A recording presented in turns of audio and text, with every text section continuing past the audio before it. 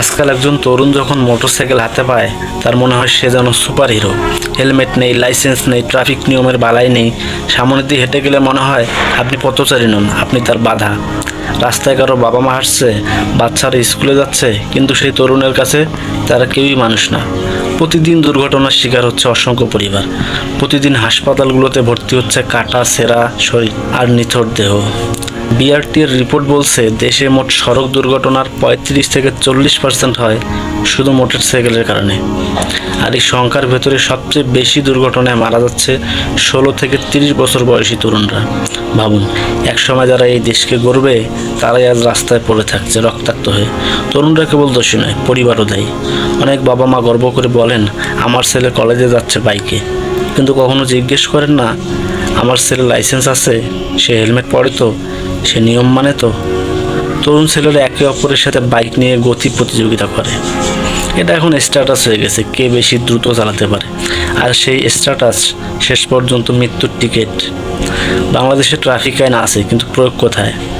রাস্তার মোড়ে মোড়ে পুলিশ দাঁড়িয়ে থাকে, কিন্তু অনেক সময় তারা বাইকারদের থামায় না, কারণ হয়তো টাকা নেয়, হয়তো ঝামেলা এড়ায়। এই অব্যবস্থা আর উদাসীনতা আজ আমাদের শহরকে বানিয়ে দিয়েছে অনিয়ন্ত্রিত মোটর রেসিং ট্রাক। মোটরসাইকেল নিজে কোনো বিপদ না, বিপদ হলো সেই হাতটা যেটা দায়িত্ব ছাড়া চালায়। বিপদ হলো সেই মনটা যেটা ভাবে আমি রাস্তায় রাজা। বিপদ হলো সেই সমাজ যে এই উগ্রতা দেখে মুগ্ধ হয়। একজন চালকের সবচেয়ে বড় গুণ হচ্ছে নিয়ন্ত্রণ, সচেতনতা আর মানবিকতা। আর সেটা আজ অনেক তরুণের মাঝেই নেই। প্রতিদিন কেউ না কেউ প্রিয়জন হারাচ্ছে, কেউ ভাই, কেউ ছেলে, কেউ স্বামী। রাস্তায় পড়ে থাকছে স্বপ্নভঙ্গের লাশ। আপনি যদি বাইকার হন, একটু সচেতন হন। আপনি যদি বাবা মা হন, প্রশ্ন করুন আপনার ছেলেকে। আপনি যদি পথচারী হন, প্রতিবাদ করুন, কারণ এই দেশটা আমাদের সবার। একটা বাইক কিনে যদি কারো বুদ্ধি শেষ হয়ে যায়, তাহলে সেটা বাহন নয়, সেটা একটা মরণ ফাঁদ।